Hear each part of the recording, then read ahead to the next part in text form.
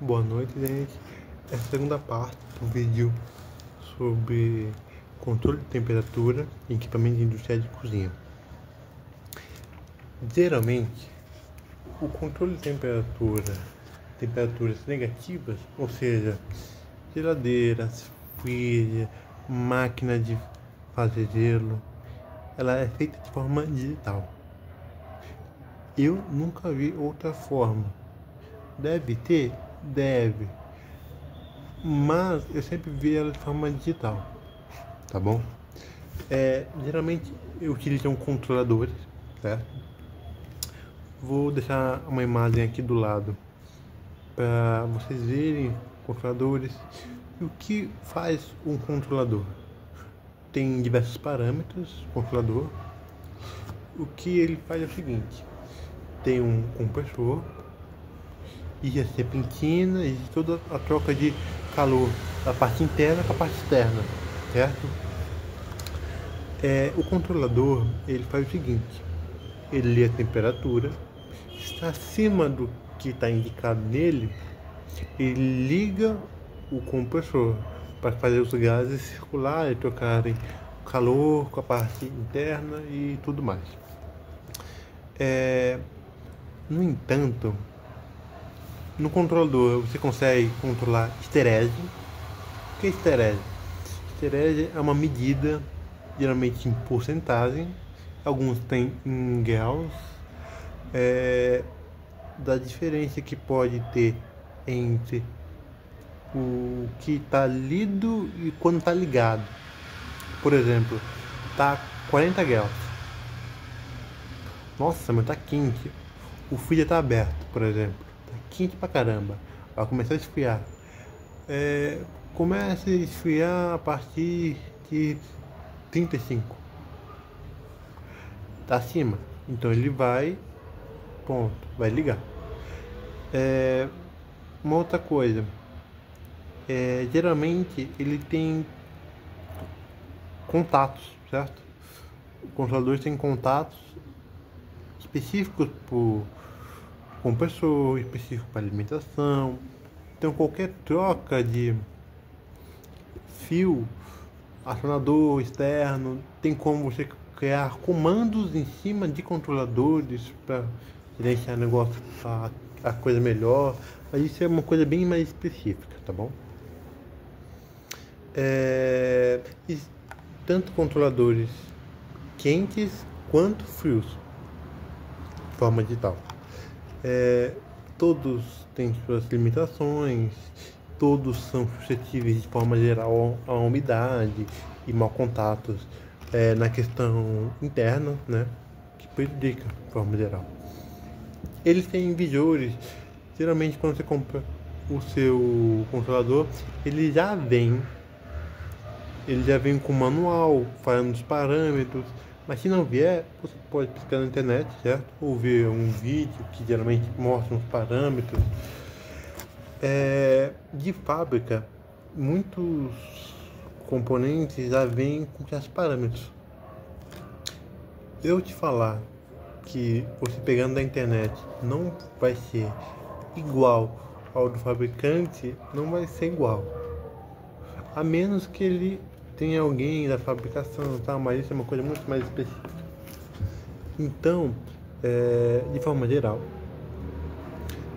quando você controla a temperatura de forma negativa, a parte de refrigeração de compressores, serpentinas, gases de refrigeração, você já entra, certo? O que uma pessoa que tem curiosidade ou uma pessoa que não gosta mais assim do desempenho do seu equipamento poderia fazer a respeito disso, sem entrar nessa parte de refrigeração em si? Existem várias características dentro de um controlador que você pode alterar.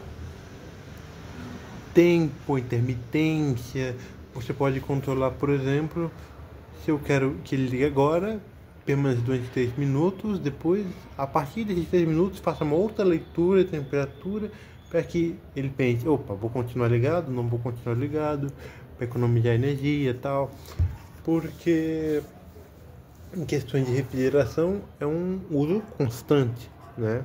Como uma geladeira de casa. Você não vai tirar a geladeira da tomada para que algum alimento esquente ou esfrie fora dela. Você vai deixar ela ligada direto, por exemplo. Até por uma questão de contaminação de alimentos. Então, você tem de ter em mente que quando, por exemplo, eu quero fazer um projeto, um freezer, toda a característica de isolamento térmico tem de levar em consideração. Desculpa que a moto passou ali. Isolamento térmico, isolamento de vedações, borrachas. Então você tem que se atentar, porque borracha resseca, borracha de lata, ela rasga, então você tem de ver se nas dobras, nas quinas, como que ela tá rígida. Talvez seja interessante até trocar a borracha, né? Se estiver dentro do orçamento e tal. Uma outra coisa também, freezer, geladeira, essas coisas, o fato de ela ter muita umidade interna geralmente provoca o efeito de até de contaminação, de ferrugem e tal, pá. E aí faz com que acelere, por exemplo, fatores de corrosão, de ferrugem, algo que num forno demoraria muito, um equipamento está em constante umidade, faz com que essa umidade até deixa eu tentar ser mais claro. A forma da umidade estar sempre presente no equipamento, quando tem algum tipo de vazamento, faz com que esse equipamento ele seja propenso a enferrujar mais fácil, certo? Enferrujando mais fácil, a umidade sempre constante, realmente corrosão da estrutura, das dobradiças, as vedações não tem como, se elas não estão bem estruturadas em cima de uma chapa metálica, tem vãos, tem dobras, tem dilatações, elas não funcionam bem, certo? Por quê? Geralmente, nessas questões de refrigerados, o que pesa mais na questão funcional é a estrutura metálica. Então, se a estrutura metálica está ferrujada e corroída, ela não tem sua eficiência transmitida ao sistema de refrigeração. Não consegue fazer uma troca adequada, não consegue isolar direito, porque a isolação pode se movimentar e tal. Então, isso você tem que tomar cuidado também com a questão da limpeza, por exemplo. Se a pessoa limpa esfregando muito, ou taca a balde de água perto do compressor, ou da parte elétrica, ou até mesmo dos pés, a pessoa limpa de qualquer jeito, é uma coisa que pode acelerar o equipamento, dar problema, enferrujar, até virar sucata, dependendo da situação. Se for um uso muito frequente, diário, né? Algum comércio, alguma coisa assim. Então, sugestão: faça uma limpeza, tira pó de parte elétrica, isso fora da tomada, obviamente, mas de forma geral, essa parte de refrigeração, de equipamentos refrigerados, eles têm um trabalho a mais. Então, geralmente, eu indico, pelo menos, profissional, tá?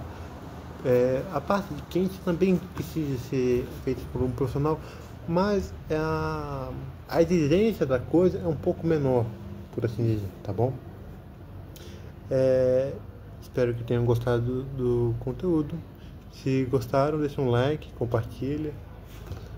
Até a próxima.